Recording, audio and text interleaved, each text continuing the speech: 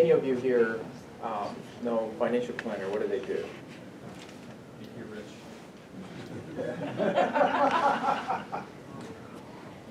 So and so. And by the way, financial advisor, financial planner, wealth advisor, wealth manager, they all same term. About the same. And I want to talk to you about fee-only financial advisor, why it is significant, and why we think it's the right path and have a more future opportunity. And secondly, we want to talk about our background. I'm an actuary. My wife is a concert pianist. She's also co-founder of the UAK Diversified. And finally, we want to focus on generational wealth transfer issue. So what is a fee-only financial advisors? It's defined by NAFTA, which is National Association of Personal Financial Advisors. There are about 3 dozen of financial advisors who are fee-only in Twin Cities. Very small compared to close to thousands of financial advisors in Twin Cities.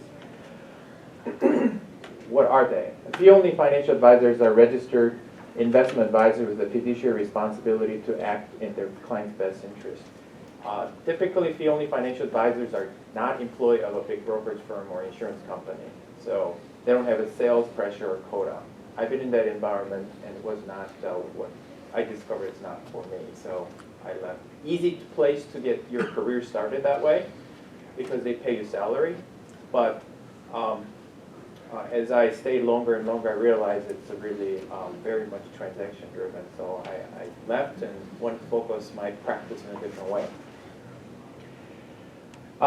They do not accept any fees or compensation based on product sales. Because we're not affiliated with a brokerage firm or insurance company, we just recommend what is best interest for the client.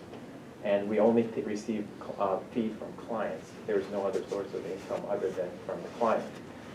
And fee-only financial advisors have fewer inherent conflict of interest. They generally provide more comprehensive advice. So we tend to focus more on estate planning, business succession if a client has a business, and the insurance solutions. And when we recommend insurance product, it's because client needs it, not necessarily because we have some obligation from our employer to transact on it. Also, tax strategy and investment management advices. So, my wife is a pianist, concert pianist, and I am an actuary. How on earth did we meet? We just happened to go to Indiana University, Bloomington, and we were, well, if you've been to Indiana University, it's miles apart from music school and business school that I was in. It's a huge school. And we went to the same church, and her car broke, or her battery, I think it was battery drained. So, and since she lived right in the middle between my house with my buddies and her house and the church, she asked me if I could come and fix it or pick her up to get to the church choir practice. And then I went in to try to start her car. I think I put these 2 wires together. Next thing I saw was a big thunder, and I was laying on the grass. So I just gave her the ride, and we were starting talking. And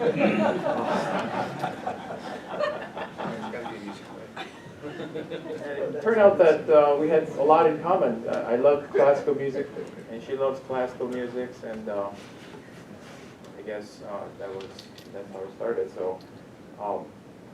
We have a lot of differences. This industry is very interesting and unique. It really requires a people skills to prospect and meet with clients, but really needs actuarial skills to do financial planning properly and investment skills to manage investment properly. And as an actuary, I worked for UnitedHealth Group's 2nd largest insurance company in the country. I helped their investment portfolio, derivative and debt portfolio, and stress tested their cash flows.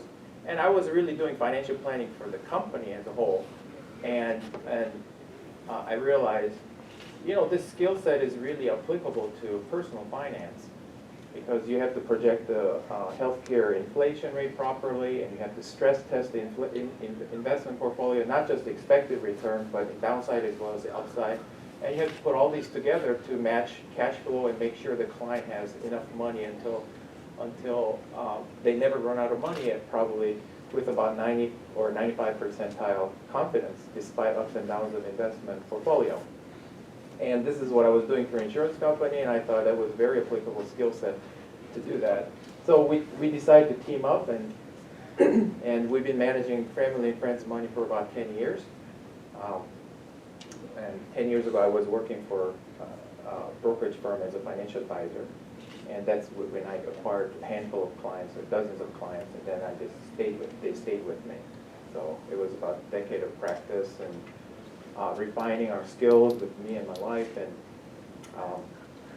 we decided it's time to start our family business.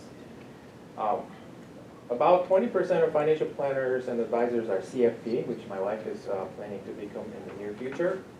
And there's unprecedented wealth transfer to occur in the next decade as baby boomers are retiring and phasing out into XYZ generations. Our fees are really transparent and low, not because we want to be just competitive, but XYZ generations are far more informed about fee structure of different products. And we need to be competitive and be prepared for it. Over 90% of financial advisors get fired when they inherit their wealth from previous generation, and they usually fire the advisor who their grandparents or parents were with. So we want to be we want to be positioned properly, and I think the opportunity is great because there's only 3 dozen of fee-only financial planners in town, in entire Twin Cities. And traditional large brokerage insurance company-based financial advisors are mostly based on sales skill, and we think it's not a long-term strategy. And I think when 2 weeks ago when Klein came to me, he was in his 30s, and he was a trader, day trader. He was very knowledgeable, but he was very informed about fees and investment, but they still came to us because he wanted some advice on how to prepare for retirement. And that was very telling that we were relatively better positioned than traditional financial advisors.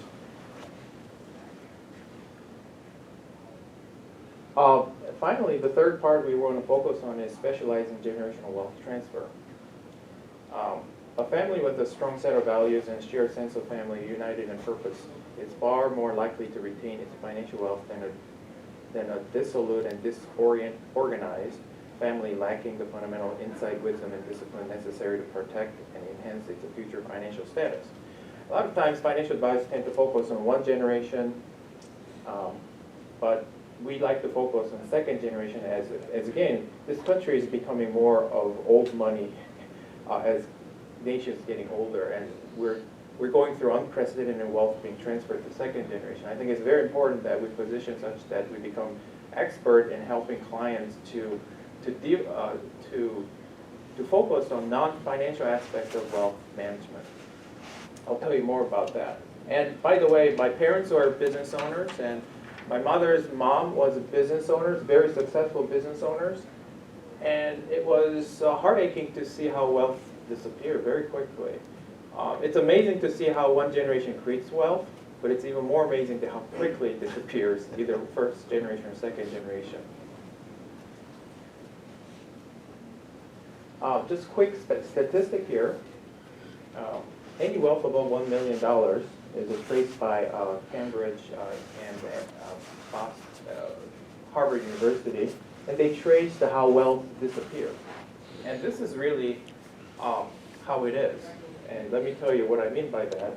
About 15% of the estate is due to poor estate planning, income and investment advice. But 60% is a result of just not being able to manage in the second generation, first, second, third generation. And that also could involve in disputes and litigations.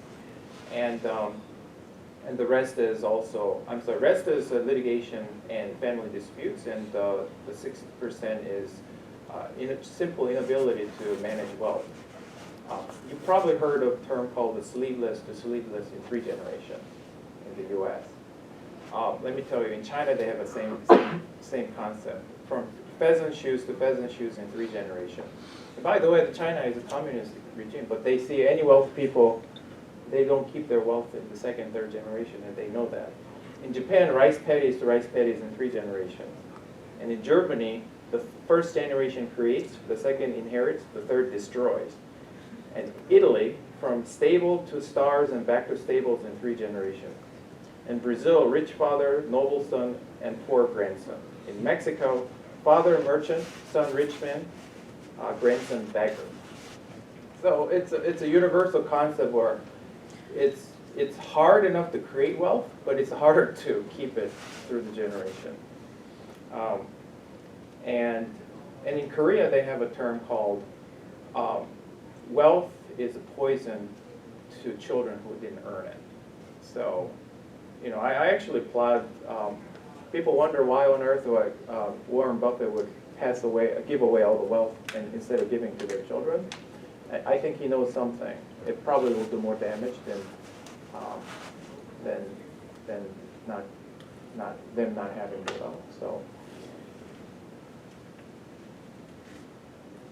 So wealth transfer strategy with dignity and new opportunities. There are some businesses and family-owned, family wealth that actually, that belongs to 15%, actually grows and continues on. And they have a unique strategies that I am really studying in collaboration with a few professors in St. Thomas, is that we think that there is good amount of preparation, but it's very possible to maintain the wealth through the generations. And as long as you focus on this, it's a 3-leg tool. One is the growth of family asset itself, which myself as well as any financial advisor could help you with.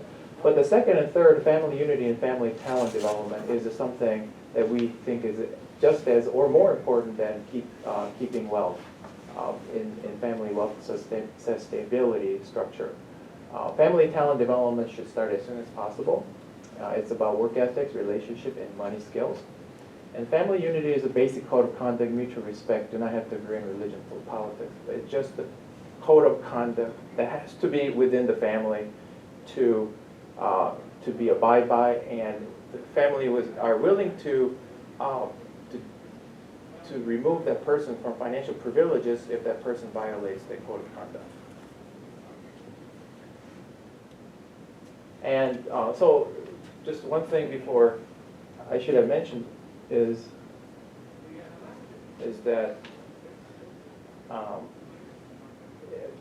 when the first generation who created wealth, they usually, what's required from him or her is to have flexibility and determination and the consistency, and nothing really needs to be in writing to keep that wealth in the family. But as soon as it goes to the second generation where siblings are dealing with it, it really needs to be more managed in writing and in a more structured way, so that, and also third party needs to be involved, like myself, to facilitate forums and discussions and enforcement.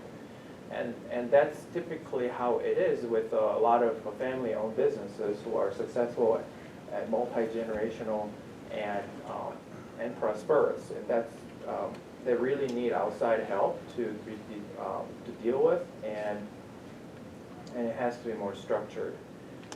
So I have 4 boys, and when I look at them, they can be so dissimilar to each other. So I would just I will assume that they will not collaborate well if in absence of structure and instruction and check and balances. I would just assume that, and I think that's quite all right. Our business model is, as I alluded earlier, the fees are very competitive and the simplest a client can find. They're all inclusive, less than 1%, and close to 0.5% for larger assets. That means we charge about 0.5 to 1% a year. If you know, and 401k national average fee is 2.2%, which means product fee, custodian fee, and maintenance fee. If you add them all, it's about 2.2% a year. So I feel great when a client moves from their old 401k into my account, because I not only reduce fee, but I provide comprehensive financial planning analysis for them and to manage investment very more properly. So median retirement account fee is at 1.75% in all between $500,000 to $1 million account according to survey for certified financial planners. And that's not only, that's the fee part, but we really execute evidence-based investment portfolio management with tax harvesting, routine rebalancing, and pool diversification, just as I've been doing with the big insurance company as a chartered financial analyst and actuary. And I work with Schwab, Charles Schwab.